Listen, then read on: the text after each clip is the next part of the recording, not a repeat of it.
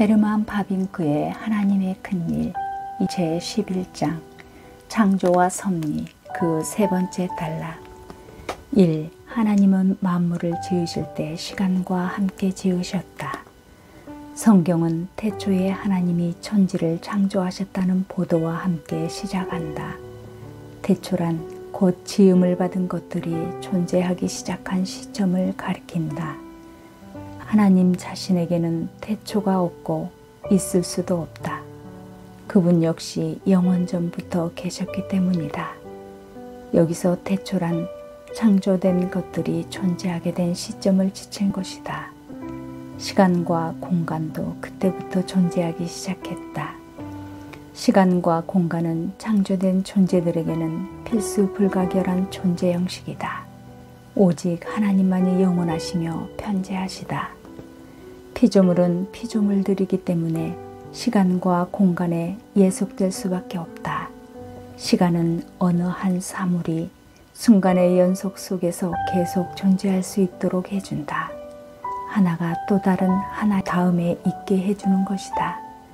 공간은 어느 한 사물이 모든 면으로 펼칠 수 있도록 해준다. 하나가 또 다른 하나 옆에 존재하게 해주는 것이다. 그래서 시간과 공간은 피조물의 필연적인 존재 양식이다. 시간과 공간은 피조물들과 동시에 존재하기 시작한 것이다.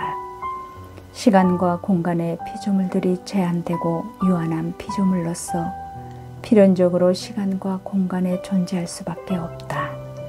이처럼 시간과 공간은 피조물 속에 피조물들과 함께 창조된 것이다. 하나님께서는 만물을 시간 속에 창조하신 것이 아니라 만물을 시간과 더불어 지으셨다. 2. 하늘들의 하늘을 창조하신 하나님은 이 우주를 창조하셨다. 태초에 하나님이 하늘과 땅을 창조하셨다고 창세기는 보도한다.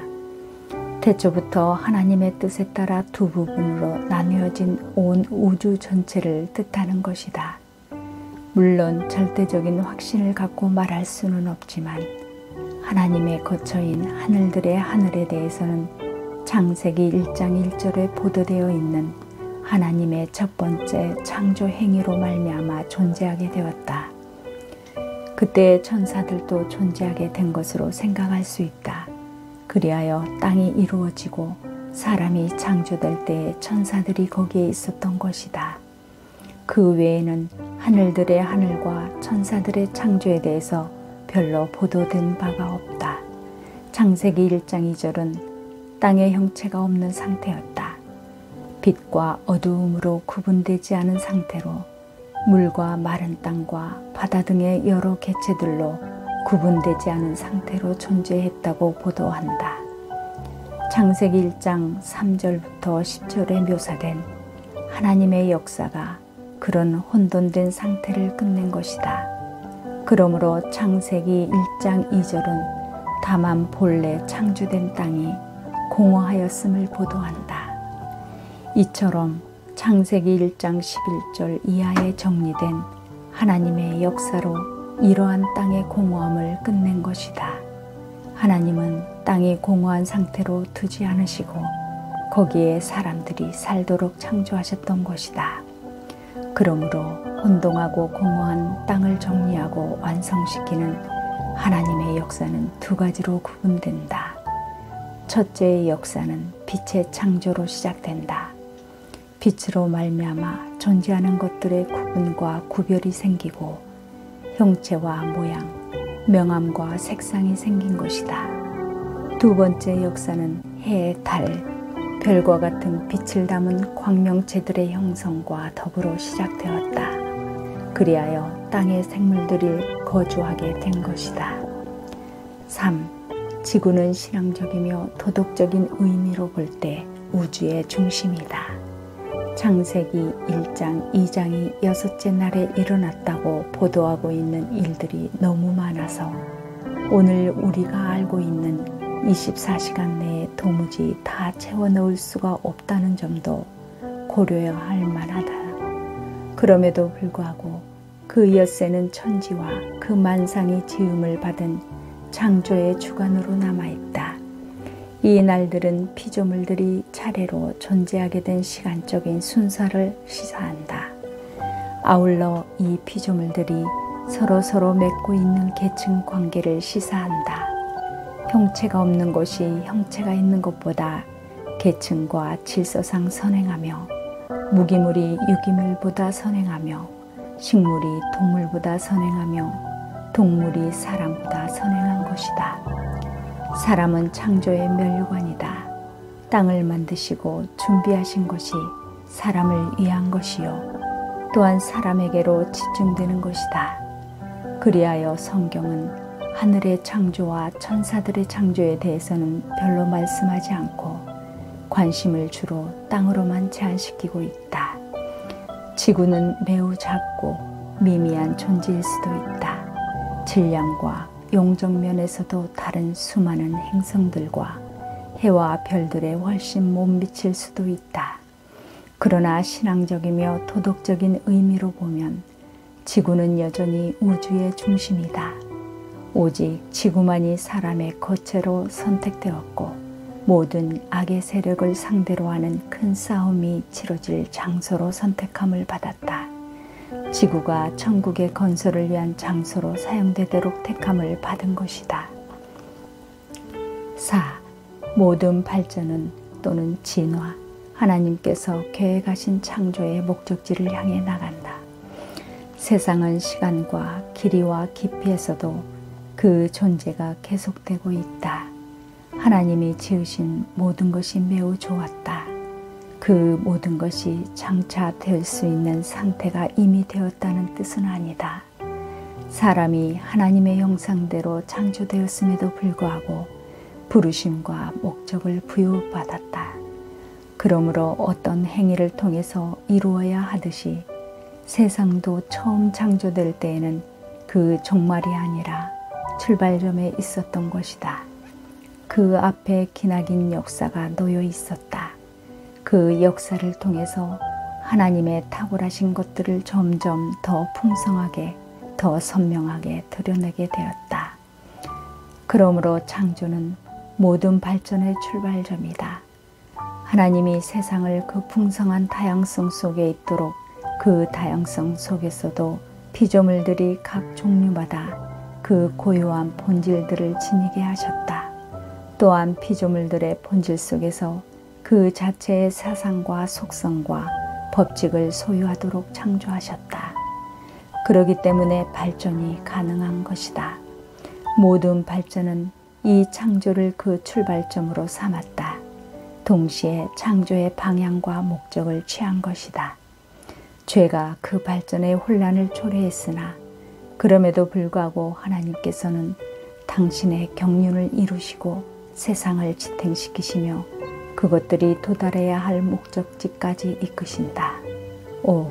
세상은 사실 일시적이며 제한되며 시간과 더불어 존재하는 것에 지나지 않는다. 성경은 인간의 온갖 다양한 상상이나 주장들을 무시하고 하나님의 창조의 목적을 따라 지음받은 이 세상이 최종적인 목적지를 제시하고 있다. 태초에 하나님이 이 세상을 창조하셨으며 그 이후 세상이 기나긴 역사를 통하여 지나가며 그 역사적 과정이 계속되고 있다. 그 과정이 다하고 난 이후에는 하나님의 백성들을 위하여 남아있게 될 영원한 안식을 성경은 증언하고 있다. 오직 사람만이 하나님의 형상대로 창조되었고 하나님의 아들이신 그리스도께서 천사들의 본성이 아니라 인류의 본성을 취하셨고 천국이 이 땅에 펼쳐지며 실현된다는 입장을 간직하고 있다. 이와 더불어 성경은 이 세상이 유한하다고 말한다. 이렇게 말한 이유는 세상은 그 시작이 있고 또한 시간과 함께 창조되었음을 시사한 말씀이다. 세상은 사실 일시적이며 제한되며 시간과 더불어 존재하는 것에 지나지 않는다. 더 중요한 것은 이 세상이 시작되었음을 가르칠 뿐만 아니라 또한 세상은 종말이 있음을 성경이 가르친 것이다. 물론 세상의 현재의 형체는 종말을 맞게 될 것이다. 이 세상의 형체는 사라지지만 그 본질과 골자는 그대로 있게 될 것이다. 그러나 사람과 천사들이 미래에 영원토록 계속 존재하겠지만 그들은 여전히 피조물들이요 결코 하나님이 소유하신 영원성을 공유하지 못한다. 오직 하나님만이 영원하시며 편재하시며 무한하시다. 6. 하나님은 만물을 선하게 창조하시고 유지하시며 최종적으로도 선하게 하신다. 마지막으로 성경은 만물이 선하다고 가르친다. 오늘날에는 그런 말을 하는 데에는 상당한 용기가 필요하다. 오늘날은 성경과 매우 다른 세계관이 유행하기 때문이다. 물론 18세기의 분위기는 매우 낙관적이었던 것이 사실이다. 그러나 19세기에 와서는 매우 다른 인생관, 세계관, 사회관이 형성되었다. 오늘날 시인들과 철학자들과 예술가들은 세상에 속한 모든 것이 비참한 상태에 있다고 말한다. 그들은 말하기를 세상이 그 자체가 할 수 있을 만큼 나빠져 있으며 이 상태에서 조금만 더 나빠져도 도저히 존재할 수 없을 것이라고 가르친다. 물론 세상에서 얻을 수 있는 약간의 쾌락을 누릴 만큼 마음껏 누리기를 바라는 사람들도 있다. 하지만 어떤 이들은 내일 죽을 것이니 함께 먹고 마시자고 말한다. 이 세상에 대한 실망과 환멸에 스스로 굴복해버리고 아니면 사회주의적인 유토피아를 꿈꾸거나 죽은 이후에 있을 것이라고 어떤 복락을 상상하는 사람들도 많다. 그러나 성경은 이 문제에 대하여 다른 견해를 취한다. 성경은 먼저 하나님의 솜씨로 지어진 형태에서는 세상이 좋았고 매우 좋았다고 증언한다. 그러나 그 다음 둘째로 성경은 죄가 들어온 이후 땅이 저주를 받고 사람이 부패와 사망에 종속되며 모든 피조물이 공허함에 종속되어 있다고 선언한다. 그 어디서도 인생의 연약함과 덧없음을, 존재하는 모든 것들의 하찮음을, 고난의 깊이와 심각성을 성경만큼 감동적으로 생생하게 가르치는 그 어떤 예를 찾아볼 수가 없다. 더 나아가서 성경은 셋째로 이 타락하고 죄악되고 허망한 세세에서도 하나님의 기뻐하시는 뜻이 성취되고 있음을 가르친다. 성경은 세상이 현재 인도함 받아 나아가고 있는 그 창조의 목적이요 종착점에서 이 세상이 또다시 좋다고 일컬어진 것임을 가르친다. 또한 죄가 있음에도 불구하고 현재에도 하나님께서 세상의 속성들을 영화롭게 하시는 수단이다. 또한 그가 그의 이름의 존귀를 위하여 사용하시는 도구이며 미래에도 그럴 것임을 가르친다. 그러므로 마지막으로 성경은 우리가 우리의 뜻을 하나님의 존귀에 굴복시키고 그의 영광을 위하여 섬길 때에 이 세상이 그 모든 고통과 압제에도 불구하고 우리에게 다시 좋아진다는 영광스러운 약속을 제시한다. 이로써 세상에 관한 가르침을 결론 짓는다. 하나님을 사랑하는 자들에게는 모든 일이 합력하여 선을 이룬다. 그들은 심지어 환난 중에서도 영광을 하나님께 올려드리기를 배우며 그들의 믿음이야말로 세상을 이기는 승리인 것이다.